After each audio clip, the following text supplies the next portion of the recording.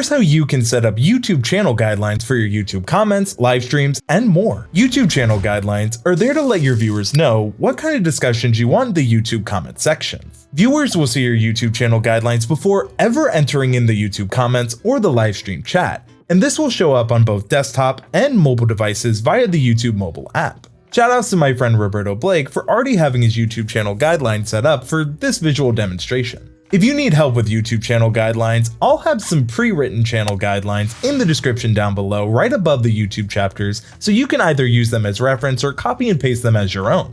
With that said, I'm Andrew Can, and if I can set up some YouTube channel guidelines, then you can too. Let's go over to YouTube Studio. Once in YouTube Studio, in the bottom left-hand corner, you'll see this settings cogwheel. Click on it, and then select Community. Once on the Community section, you'll see 3 tabs, but we're going to focus on the Channel Guidelines tab.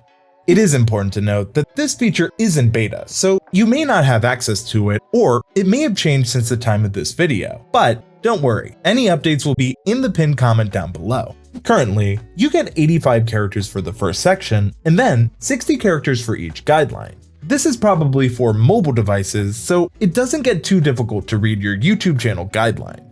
To add a guideline, click on the plus add guideline here and type yours in.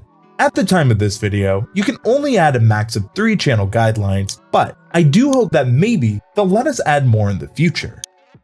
Now, YouTube does give you some pre-filled guidelines, but they're pretty basic. I always like to give a little bit more explanation when it comes to expectation of the conversation. That rhymed. Anyway, the fact that users have to agree to your terms before joining the conversation makes moderation much easier to do. If you commented on this video, you should have been presented with my YouTube channel guidelines, but if you'd like to see what they are, they'll be on screen over here.